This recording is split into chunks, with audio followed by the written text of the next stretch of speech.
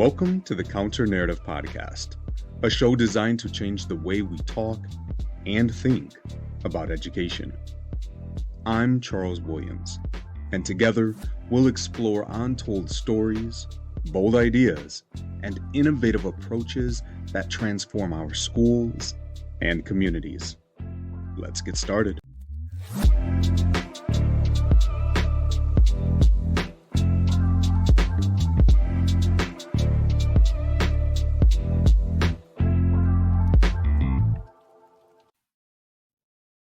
Hello and welcome back to the Counter Narrative Podcast. As always, thank you so much for rejoining me in this space. Whether you're watching the recording or you're listening as you are driving around, or maybe you're doing some exercise, probably something I should do a little more of. But thank you so much for joining me in this space. I am excited about this episode because I'm doing something a little bit differently. I've done pause to ponders, especially during the month of Black History Month, or during the month of February. I've done pause to ponders where I've sat alone, shared my thoughts with you all. But this year I said, I want to do something a little bit different. And I want to bring in some of my friends, some of the guests, people that I've connected with, worked with over the years, and just say, you know what, let's have this conversation together. And so I've reached out and was able to get two individuals on this time. Unfortunately, one of our good friends was unable to join us. She will be dearly miss, Sloan. I know that we will share space again in the near future. But today I have two amazing greats. One person returning to the show, one person as their first time, but rocking out that Edu Crew shirt, which I love so much. So I'm going to pause here before we jump in and just allow you to introduce yourselves. And so Leonard, since this is your first time on the show, I'm going to toss it over to you first. Take it away. Who are you? What do you do? Tell us a little bit about who Leonard is. Hey, thanks for having me. I feel truly blessed to be on this podcast, and it's just kind of a way to give back, and I appreciate you having me on here. I am not an educator by trade. I spent 27 years in law enforcement. I've counseled men throughout their incarcerations up until their release, and some, had life sentences in the federal prison system. And I counseled them in all kinds of areas. I activated a program for young offenders. I was part of a drug treatment program before I left. And the reason I left was, although I was having success or the people I counseled were having success as far as not coming back to prison, I didn't feel the love from up top that my work was being appreciated. And I felt like I could do more. And I just sat and paused and pondered, and how can I do more? How can I be better? And I said, I'm going to get into education. And it all hit me with a quote from Desmond Tutu that said, sometimes you got to stop pulling people out of the river and go upstream and figure out why they were falling in. And that was where I was at, is that I was pulling people out of the river, but I connected it to their negative experiences in school, starting from kindergarten and being suspended and being pushed out and having negative interactions with teachers or administrators and dropping out. And I said, this is the problem that I want to solve. This is where I want to be. And I got into education 7 years ago, jumped head first, started as a substitute, went back and got my master's at 50. And it's just become a wonderful experience to be a face, a Black face. Sometimes I felt like in law enforcement, they wanted my Black face, but they didn't want my Black voice. Mm. And that's how I got here. And I'm continuously trying to find prosperous pathways for all students. There's more out there for them, and to be a force in the education space so our children can have prosperous futures. Man, I appreciate that. And for any of you listening, definitely make sure that you find Leonard. We'll talk at the end about how you could connect. But I know I've shared space with him at the Leadership Edit. We've been able to do that twice now over the last 2 summers. And so hopefully we will share that space again. And so if you're looking to share space, we don't know if we're there yet, but we're going to speak it into existence. So, make sure that you come out. It's free.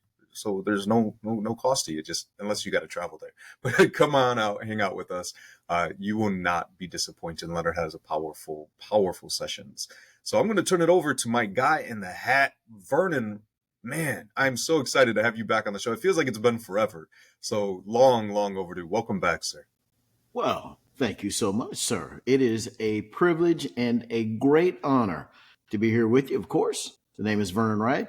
Across all socials, at sign the right leader. Of course, therightleader.com as well. A little branding strategy in there for you, although Of this is not course. about branding, a little branding strategy. Put in a little freebie there.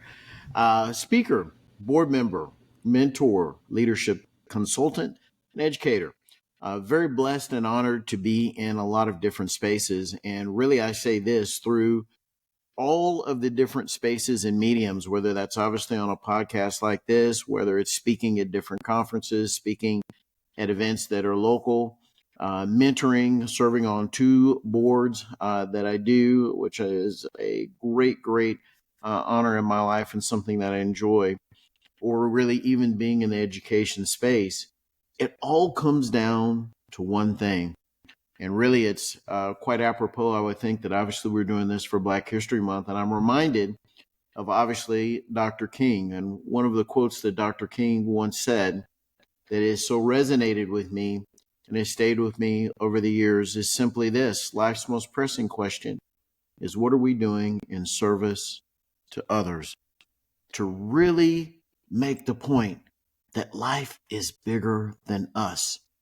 And I challenge everyone that is listening to this, whether you're listening to this, whether you're watching this, however you are plugging into this space right now, it's no coincidence, it's no accident that you are here. Today is a date with destiny, and it's my honor to go ahead and be in the thought space with you all. Man, I appreciate that, Vernon. And so going off of quotes, and I talked about, I mentioned this when we were doing our pre-conversation, but if you've listened, go back and listen to Vernon's other episode. But one of the things that he mentioned in that episode, and as I've shared with him, I've shared this often, so you will probably have heard it in other episodes or when you're sharing space, is that oftentimes we walk around with information and knowledge that just makes sense to us. But it is our obligation to share that information, because what might be just common sense to us might be someone else's aha moment. And so that resonates with what we're going to be doing today, because we oftentimes sit with information, understanding about our cultural heritages, the stories that exist. But if we think about Black history in most spaces, it is the kind of repetitive. It is a redundant approach, right? As we talked about earlier, checking boxes, the bare minimum, right? I threw up some posters. We read My Friend Martin. We ordered some chicken or something. Like, we keep it going, because then March 1st, it's like, okay, we're done with that, right? But there's so much richness to that. So many other stories. And I know people like even Kevin Hart had a whole Netflix special about this, diving into those stories that are so often not told. I know, like I mentioned earlier, I've done the Pause to Ponders, but that is what we're going to be doing today. Sharing stories, sharing elements of things that are common sense to us, but maybe not so much to those of you who are listening. And so that way we could continue to challenge the narrative of what it means when we talk about Black history. And so we're each going to share. We're going to dive in. We're going to talk about just our own experiences, maybe reactions to whatever somebody is sharing. And so this should be a great conversation. So I'm not sure, Vernon, if you are ready to go, I'll kick it off to you. Leonard will swing around to you, and then I will close this out. But let's jump in. I'm curious to see what each of you've brought to the table. So Vernon, take it away. Yeah, again, I am absolutely honored and am so grateful to be here in the thought space with you all. I'm really reminded of really some words. And I'll just say this, and if you know what I'm talking about, you know what the rest of it is. But I will simply say this that is in my spirit right now. Simply the words, lift every voice and sing. Every voice. If you know what I'm talking about, you know what the rest of the words are there. So we're here to really go ahead and lift every voice. I will share really a personal story with you. Obviously, you see the hat. We got a little nod there to that. And so really in a lot of different spaces that I'm at, I do sometimes wear the hat. And really interesting story behind that. I had someone come to me one time many years ago, and they saw me wearing the hat, and they said, you know what, you should wear that when you speak. And I said, well, maybe not. That's kind of something I just do kind of off to the side of my personal life. And they kept bugging me about it. You ever had that person that was like, keep bugging you about it, keep bugging you about it? And I said, okay, you know what? Here's the deal. I'll wear it. I'll wear it once and then we'll be done with it. Wore it. It really resonated with people and it became really part of my signature brand. And really people have been so surprised. And so I asked them, really in this space of really just being real and having these frank conversations, why is it surprising? And in a sense of great authenticity, respect, professionalism, and candor, yes, all of those can coexist. They don't have to be mutually exclusive. They've said, you know what, Vernon, I'm surprised because I don't see that many Black people wearing cowboy hats. And it's such a wonderful comment that people have said because it opens up a door for dialogue. And what I share with them is, did you know, going back in history, you can look at it. Did you know that a significant portion of the cowboys, as really America was being explored and expanded, and there was this push to the West, do you know that a significant number of the cowboys back then were cowboys of color? Of course, there was a rodeo that was developed with exactly that name, Cowboys of Color, of which I've been to, Cowboys of Color Rodeo. And so I really want to challenge people to go ahead and really look up a couple of things. One, Cowboys of Color Rodeo. And the second thing, digging deeper into that, is a name that maybe you haven't heard before. If you're driving, of course, don't try to go ahead and take notes now. But if you're somewhere where you're stationary, you're able to go ahead and kind of jot some notes down. I want you to take this note down of this name. The name is Bill Pickett, Pickett, Bill Pickett. And he created something called the Bill Pickett Rodeo. And so that will give you a little bit to go ahead and look at, research, and to further understand and see just what the impact has been of cowboys of color, not only in the space of rodeo and the West and exploring the West, but really bringing rodeo to people who, in some cases, have never been out of the city. They have been purely urban. And so really, I want to go ahead and leave you with this. Again, two things. Number one, Dr. King's question that he asked so much. Life's most pressing question is, what are we doing in service to others? Number one, a purpose bigger than ourselves. And then digging deeper, number two, Cowboys of Color and Bill Pickett Rodeo. And so understanding that we are placed on this earth for a calling and for a purpose and for a reason. And so when we look at all of these different ways where we can take things that we all enjoy together, we can expand our horizons, expand our insights. In other words, lift every voice and sing. Thank you so much, sir, for the opportunity. Man, Vernon, I appreciate that. And you're absolutely right. In fact, I remember reading about this, like you, I stumbled across it and I was like, wait, tell me more. Growing up, my grandfather was a fan of Westerns, right? The whole John Wayne and Clint Eastwood and, growing up watching these old school Westerns. And then we're like, wait a minute. So most of these stories are pastoralized, glamorized portrayals of what oftentimes these cowboys of color, and even learning that the term cowboy, right, because there were cow hands, but the boy part was specifically reserved for those of us of color because, boy. So like just learning that, I was like, wow. So thank you so much for bringing that here. Yes, sir. I love the hat. My wife, I did a session down in Texas, and I remember throwing on a hat because I was in Texas, and my wife's like, "Oh, you need to buy that." But that's a whole nother story for another time. Man, thank you, Leonard. Any input, any reflections, any thoughts that you have on this? Yeah, absolutely. It's really funny because it brought me back to a time in middle school. And I was a big Burt Reynolds fan, Smokey and the Bandit and all that kind of stuff. And I went out and bought a cowboy hat, went to school, and just got beat down. There are no black cowboys. You're trying to be white and all this kind of Yeah. stuff. And, it kind of reflecting back on that now is that I wish I knew that. That was something Mm-hmm. that wasn't taught in school. And at that time, if I had known that, I would have been able to stand on some business. Now you have it Yes, all sir. wrong. And for me, Black history is not about nostalgia. What you just represented, what you just said was a reflection of the determination and the resilience of Black people. And that to me is what Black History Month, Black History Year, it's every day is Black History for us. But that's what it's really about. It's about the reflecting on the determination, reflecting on how history is shaped Mm. and getting to the real truth of our past. I'm glad you said that, Leonard, because one of the things I joke about, like we play music every day at our building, and typically the first person in gets to choose, and I'm an early bird. I'm up at 3:30, 4 o'clock in the morning, so oftentimes I'm the first one in the building, and so when students would come in, they're like, oh, like AP Williams got here first, because there would be country music playing.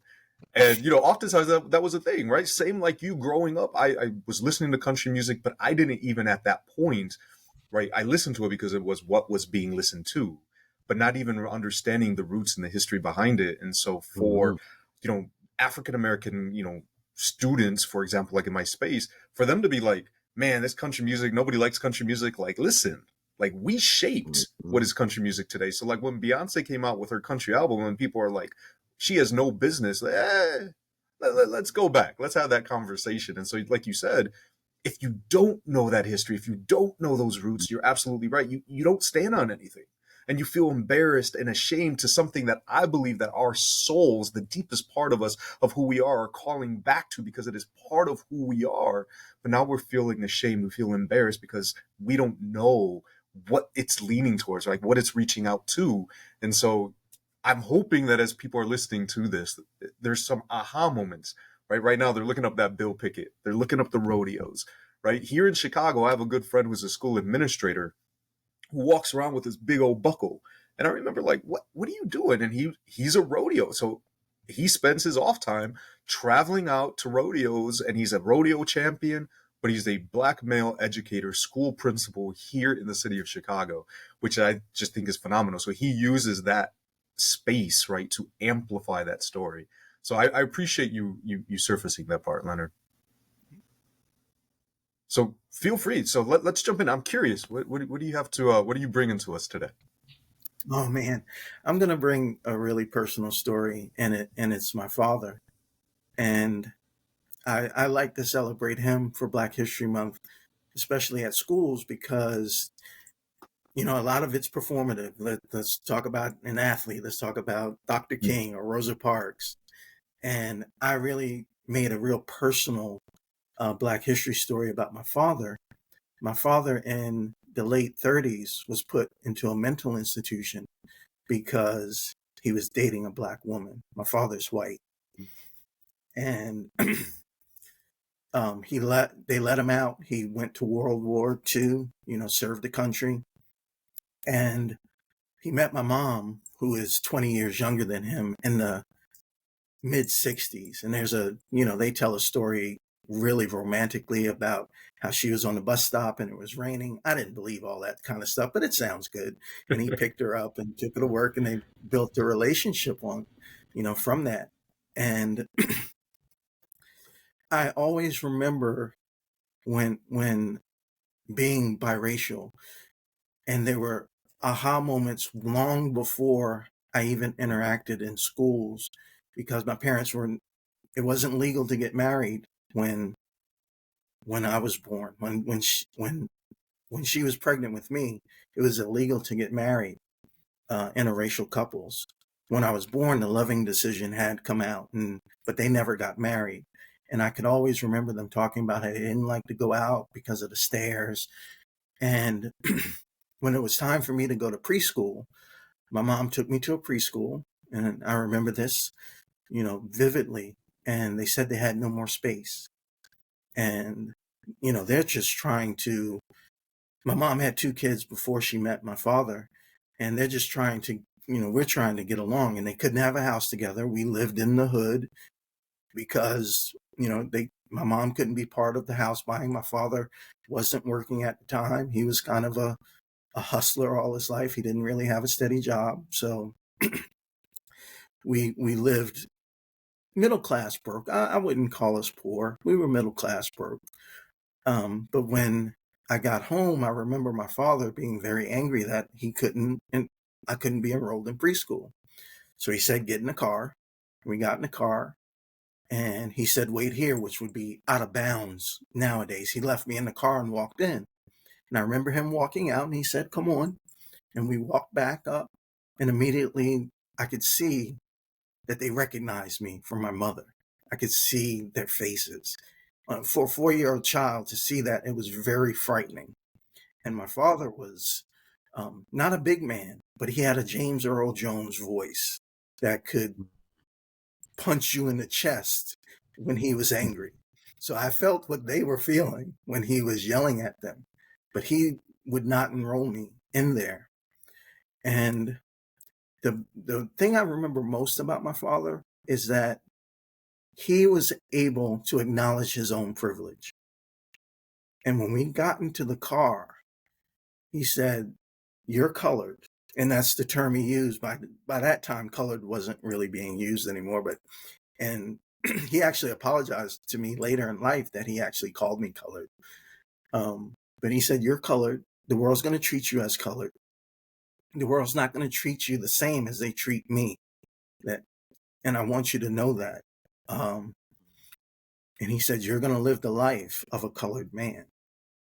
And there's going to be nothing special, no special privileges. And he said, you may, because you're lighter skinned, you may, get some benefits from that. But always remember that you are colored. And he said, be proud to be colored. And for a biracial kid that was struggling to find an identity, I was able to reflect on that in life. And I had an identity that, yes, I am a Black man. And I'm going to live the life of a Black man, but that also means that I'm going to support other Black people, and my life's work is going to be about supporting other Black people.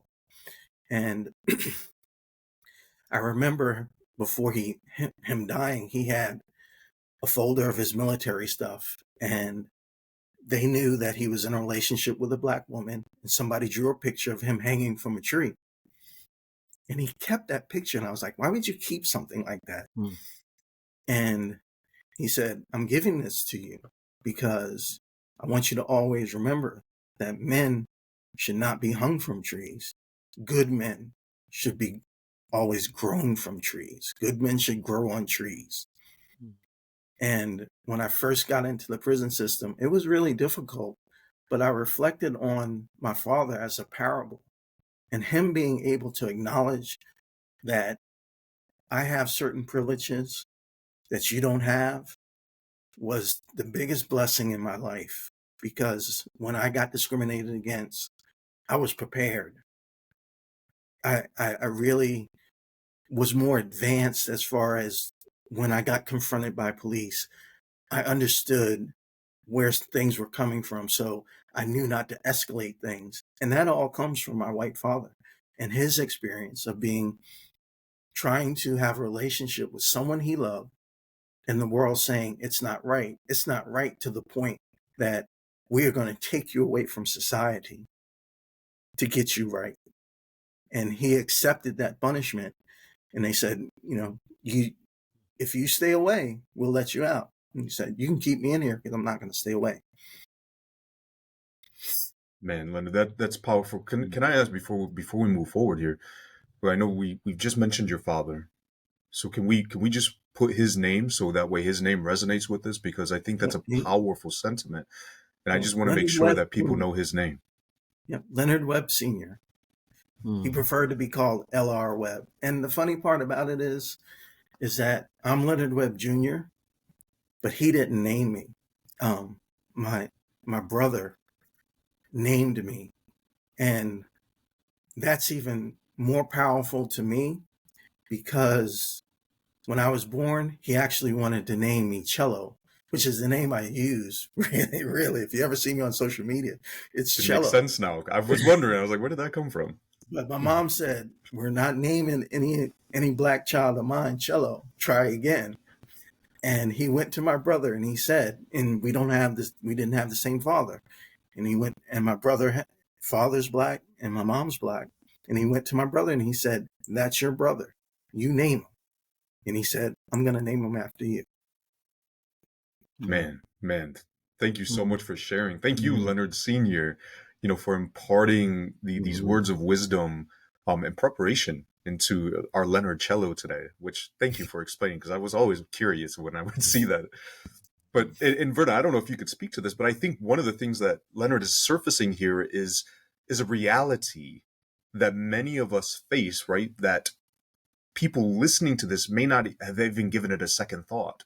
The need to have those conversations, to prepare us, to wrap us in that armor, to simply live. And I don't mean to go off to war, which sometimes feels like, but I mean to simply exist in every single day. Because I've shared in many of my sessions, my grandfather shared something similar with me. He said, people are always going to judge you by the way you look, and it's up to you to prove them right or wrong. And at the time, I had no clue what he was talking about. But as I've gotten older, it makes sense. And so for us to have to be prepared, to be equipped. And so I don't know if that resonates with you at all, Vernon, but I'm like, man, this sounds so familiar. Yeah, I want to say this as I was listening, and just what an impactful story. I said a few moments ago, folks, I mean, it is no coincidence that you're plugged into this space and that you're listening to it. And for those that are watching, that you're watching this, like, this is heavy stuff and it's really impactful. One of the things that I thought about, of many different sentiments that came to my mind, was really, for you, Charles, it's really the name of this show. It's the Counter Narrative Podcast. And there are a lot of things that people have put out before, which are their narratives.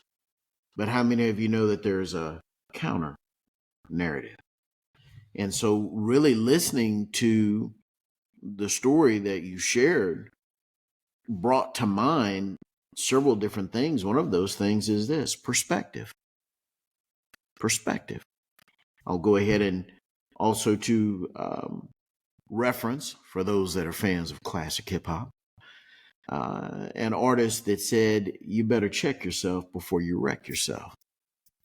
So in other words, back then, before that artist was even born, before their parents might have even been born, the sentiment that was shared was one of perspective. In other words, how do you keep yourself in alignment?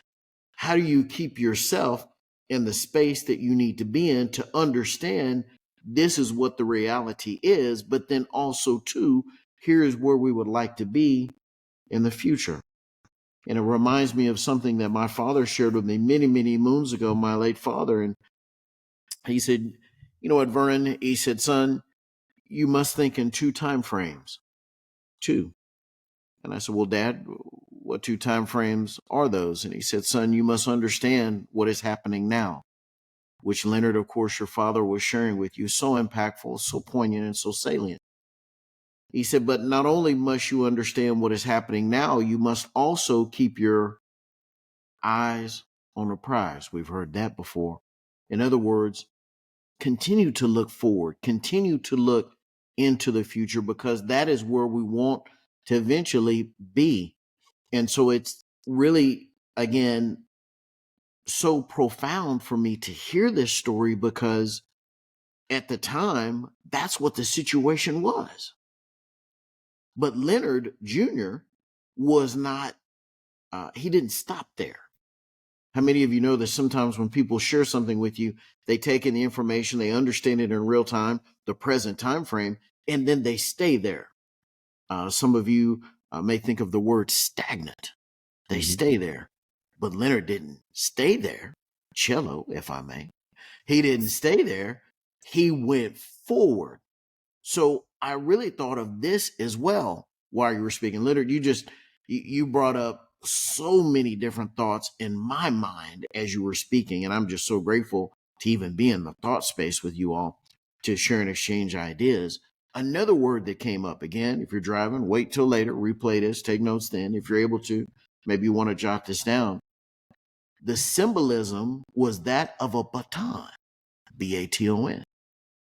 So in other words, there was Leonard Webb Sr., and he was in his space, making his moves in his space with the voice of James Earl Jones. But then also, too, what happened? Cello came in behind him and he took the baton. So I want to say this and share this to those that maybe are of the younger set. Maybe you're a millennial, maybe you're a Gen Z, maybe you're someone who is what they would call a digital native. When you were born, technology was abounding when you were born. So you're a digital native. You've not really known a world without technology. Someone showed me a picture the other day of a phone with a telephone cord. And I said, I remember those. I remember those. Somebody mentioned the song Conjunction Junction, What's Your Function? I remember that, Schoolhouse Rock. But if you were born after that and you're a digital native, you may say, well, where do I fit into this? This is all the folks that have come before me. This really doesn't have any relevance to me. No, stop, wait, because it does. Because you're hearing stories of what your predecessors have done, your elders have done. And now guess what, folks? It's your time.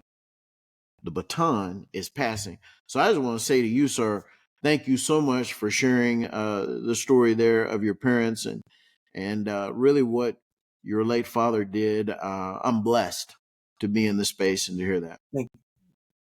And Vernon, that's almost a perfect segue. It's like we planned it and you set it up. It's like that layup, right?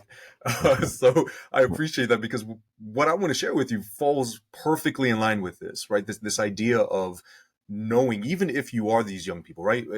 Working in schools, we see this. We see a group of students who oftentimes say, what do these stories, what do these individuals have to do with me today? Right. And you can't be that which you do not see. And so oftentimes, right, we don't understand the roots of where we've come from. We don't understand the true stories and the lineages. And so as I was thinking about what I wanted to share today, I sat and I played around and I ran through a few different ideas, and then one came to me. And so I want to start off with this, right? So I want you guys, go ahead, do me a favor, close your eyes. If you're driving, please do not close your eyes. I'm not responsible for any accidents. Disclaimer right now, keep your eyes open, but you could still imagine. So I want you to imagine this ancient city, right? And the streets are filled with merchants, and they're selling things like salt and gold and these exotics from every corner of the globe, right? And there's these scholars. And these scholars are sitting around and they're debating things like philosophy and theology and law and humanities, right? You have this space that is just this bustling university where individuals from all over the world are coming to study and to learn. And so as you're thinking about this, I want you to just pause for a moment and like, what immediately comes to mind? I don't know, for many of you listening, like you might be thinking of like some ancient European space. You see the columns, you see all of these space, but the reality is the place that I'm talking about is what we often call Timbuktu, which I want to do a dive into, because I find it hard to believe that is actually how we would pronounce it. But the idea is called Timbuktu. Now, I don't know about you all, but I know growing up, I would hear that phrase a lot, like from here to Timbuktu. This phrase, that like this mythical space out in the middle of nowhere that didn't really exist. And as I was diving into this, I was like, well, no, wait a minute. It does exist. Because I remember finding it on the map one time and I was like, wait a minute. That I've heard that phrase, like it's a real space. And diving deep into it and learning that it was actually this site of ancient greatness. But the stories from this space actually made its way back to Europe. Right? And Europeans heard about this mythical place full of wealth. And so wealth, that for them equated gold. And so, hey, we're going to come in and find all of this wealth. And they didn't find streets of gold. They found centers of knowledge, right? This rich trading route. And oftentimes went back disappointed because that's not what we thought about. And so this phrase from, Timbuktu started representing, a space that was nowhere special. But in reality, there was this great ancient city. So Timbuktu right now, so if you look it up on a map, right, the beautiful thing about these digital natives, they probably already Googled it, right? It exists to this day. It's an UNESCO site. It's in Niger, sits right on the river. And so the space still exists. It's not the hub that it once was, but it was so popular. So, but I don't know if people realize this, but there were philosophers like, a guy named like Plato, right? There's this guy named Pythagoras, right? For those of you who hate math, he's the bane of your existence. But they studied in Africa, and they took and this is recorded. This is not just Charles making things up. And they took this information, they took this knowledge back to Europe, which has become foundational to our Western current understanding and knowledge bases, right? And so we walk around and we learn the Pythagorean theorem and not recognizing and understanding that the knowledge behind this actually has African origins, right? And so it was the I'm just double checking my note. I want to make sure I say the right spot, but it was the University of Sankor, right? Which was actually this place where all these scholars would come from all over the world and do this studying. And so I think this is important for two fronts. One is understanding the power of language, because we knew, right, in history, we knew that Timbuktu was a real place, or Timbuktu. I like to think that's not exactly how it's pronounced, because I think we've bastardized the pronunciation of it, but that this place was real, that this was a place of great wealth and understanding, that place that the knowledge coming from this space, right, the textbooks, the manuscripts that were in the library there influenced the world today and sets the precedence for many of the things that we're doing today, to say we didn't come up with it, so we are going to diminish, we're going to minimalize the role of the space. And so we come up with this phrase that becomes commonplace, because still to this day, if people use that, right, Timbuktu means nothing. It's this fictional place. So I want you to understand, one, that it was a very, very real place. It still is, in the influence that I had. And number two, as we were just talking about in this space, that when we talk about Black history, right, because February 1st, we get to have those conversations, because, we can't do too much of it now. So on February 1st, when we start to have these conversations, where does Black history so often begin? With the arrival of slave ships. That's when our history started. Right. So we've gone from slaves up to the things that we've accomplished today. And so I want people to understand that those lineage, the roots go much, much deeper. It goes well beyond that. The past goes much further back. And so, like we were just talking about, we have to understand, our young people have to understand that they are standing on the shoulders of giants, of these philosophers, these inventors, these theologians, these builders. And I don't just mean the builders of America, but these people who've built these civilizations that so oftentimes we watch shows that they say, there's no way these backcountry, these uncivilized, these savages built this. It must have been aliens, right? Like, it was us. And so we have to understand that in order for us to be proud of who we are, in order for us to say, no, we can accomplish so much more, we have to understand the full history. And so one of those pieces I wanted to bring today was this idea, this city, this real place of Timbuktu. So that was my contribution for today's conversation.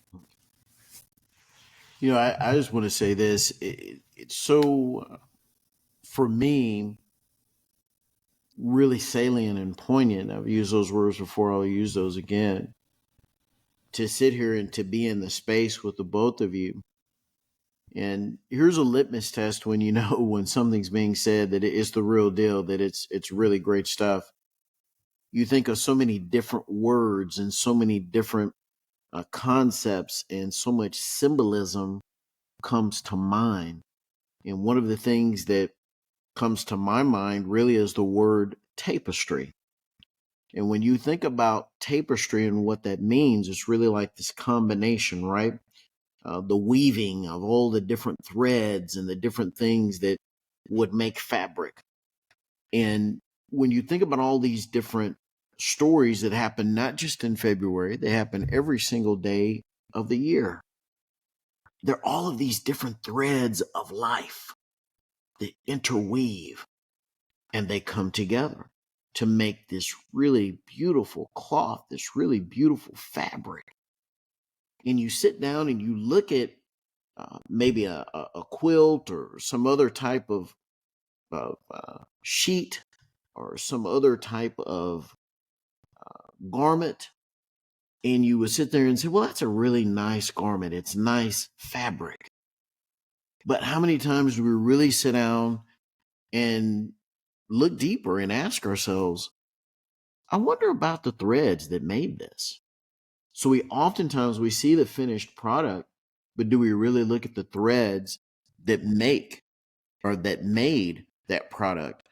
And so using that symbolism and bringing it back here, I just wanted to say this in the midst of just, again, being present to such a really impactful dialogue and conversation with you all is thank you. And of course, it's no surprise, folks. You guys know when you're on the Counter Narrative podcast, there's a counter narrative out there, for really making this space and opening up this space to really talk about all of the threads that are part of the fabric and the rich tapestry. And I just want to say this again, every person that's listening to this, it's no accident, it's no coincidence that you're here. You're one of the threads. I'd just like to add on to that is that when you think about the story of Timbuktu and how many people don't know that, and if you don't know that story, then you really don't know me. And if you don't know me, you can't empathize with what my struggles are, which makes it difficult to teach, not just, young Black kids, but all kids. If you don't understand that story, there's no empathy coming from me because I view you differently. If I view myself differently also, because if I don't know where I'm from, if I don't know my history and how great it is, then I feel like I met a girl once in a school, and it was a Title I school, and all she wanted to do was work at a fast food restaurant. She thought that's what life was, and trying to express to her how much she had to offer the world and how much she could contribute to the world was heartbreaking. That her first thought was, this is what I'm supposed to be doing, rather than what can I do to help others? How can I be a service to others, rather than I'm going to serve other people? So that's those stories that don't get known, the history that doesn't get known. People don't realize how powerful that is, how it can the counter narrative of what can happen when people realize, how powerful the past is. I think, Leonard, you mentioned a phrase that I think you young folks that are watching use sometimes, standing on business. And, and you wore that cowboy hat to school, and you were, again, to use, of course, the name of the show, which is why it's so important, you were told a narrative. The narrative that you were given was promoted, heavily promoted so much so that really, and I know that Charles, you're in this space as well. You really, if we would look back on it kind of through the rearview mirror, you probably left that incident and that experience traumatized, thinking, well, I wore a hat and this is the response I got, and oh my goodness, not knowing that, the narrative that you were being told and the narrative that was heavily being promoted in that space on that day, lo and behold, was a false narrative. And I really think about this. How many people, if they did know the real narrative, would be able to, again, you young folks out there, don't laugh at us. We're trying to go ahead and kind of get in touch with y'all's lingo. You would have been able to stand on business, right? So you think about that, and I think about this again. I was talking about passing the baton, and again, you millennials, Gen Zs, you younger folks that are really watching, listening to this show, it's so important for all of us to have this ongoing conversation, because we're always passing along this knowledge and this information about, here's what we did. Now it's your turn. I often share, of course, as a father myself, I often share that, each generation is a mentor shared with me many years ago. Yes, I have mentors as well as being a mentor, that each generation should be better. Each generation should not have to start over from scratch. And so I think about that, where it's like, you know what? let's have a bigger vision. Let's have this broader concept of what are we doing? What are we doing? Again, I like to come back to it. Dr. King, life's most pressing question. What are we doing in service to others? And I will add this for those of you that are folks of faith, people of faith. I say this that for me and my own thinking, I often think about and reflect on this. Am I following the calling that God has placed on my life to go ahead and serve other people and to uplift people and to help people be better every day with the talents and gifts that I'm given? Man, And I just really appreciate it. quick, No, go ahead, Leonard. Go ahead. just really quick, you mentioned trauma, and I haven't put on a cowboy hat since that incident. Mm-hmm. And there was a moment where I wanted to, the movie Posse in the late 80s with Mario Van Peebles. And inside of me, I wanted to tell everybody, I told you. I told you. And I didn't do it. But seeing you today, I'm getting my cowboy on. There we Yes, go. sir. Well, I support you, sir. And let them know to go ahead and look up the history. A significant portion of us helped to develop the West. Tell them, say, respectfully, that's your narrative, but inspired by our friend Charles, let me share with you counter narrative. Counter narrative. That's right. And for you young people, because I know you guys, you know how to make things go viral. We go viral for making mistakes, but you guys can actually figure out how to do it intentionally. So a challenge, and Leonard, you just made me think about this. And so you go get your hat. I'm going to go get mine. Vernon, you already have yours, right? Ken, you already have yours. I know if you're listening to this show, a call out. Throw on those cowboy hats. Let's make this thing go viral. Hashtag Black Cowboys, and let's just share this story and so many others, so that way people could look at them like, what are they talking about, and begin exploring this. So I appreciate both of you passing the baton, because these stories need to continue being told. This information needs to be continue to be carried on, because if we don't do this, this is the information that we eventually get lost and buried and no longer become part of who we are. And so we have to keep this alive. So I just want to say thank you so much for both of you, obviously for being on the show, but for doing all the work that you do, for sharing these stories. And so before we end, can we just share a little bit of how can people find you? How can they connect with you if they want to learn more about the work that you're doing? I know, Vernon, you started off a little bit. You dropped your names, your tags. So I'll let you go. Leonard, will close it out with you. So, Vernon, how can people find you? Absolutely. Well, let me go ahead and say this again. Grateful and honored to be in the space with you all, to have been in this space. And I do not take it lightly and consider it again to be a great honor. If you would say, Vernon, man, it's been great listening to you. I'd like to go ahead and connect with some of the other things that you have done, whether it's on X, LinkedIn, or Instagram, @the Wright Leader. Of course, you see it there on the screen for those that are watching this episode. THEWRIGHTLEADER, all together. If you'd like to go to a website to see a couple of the boards that I serve on, many of the different podcasts that I've been on, some are audio, some are video, and the book that I am a contributing author to, and some of the other things that I'm involved in, including my clothing line, simply go to thewrightleader.com. And I will say this again, no coincidence and no accident that you're here in this space. Thank you so much to everyone that is listening to this. The baton now is passed to you. Let's take life to the next level. Appreciate it. Leonard, how can people connect with you? Yeah, thank you. Nice meeting you, Vernon. I hope to connect with you soon, see you in person somewhere. I'll have my cowboy hat ready. Yes, sir. Thank you, Charles, for having me on here. It's always good to share space with like-minded individuals. But if you want to get a hold of me, Instagram, Twitter, not so much on Twitter anymore. I do a couple things. I try and support other educators out there with what they're doing, but it's @Webvolutionary, WEBBO Lutionary. So, and my website is leonardwebb.com, and that's LeonardWebb.com. If you want to see what I'm doing, I post a lot on Instagram, and my Facebook page is School to Prosperous Pathways. So that's my main thing, is finding those pathways for our young people that don't include incarceration. Absolutely, which will be a future conversation because I got to get you back on here to dive deeper into that conversation. So, again, just want to say thank you. Thank you so much for all the work you're doing. Again, thank you for being on the show. And for all of those watching and listening, I'm hoping that, as Vernon pointed out, this information cannot stay here.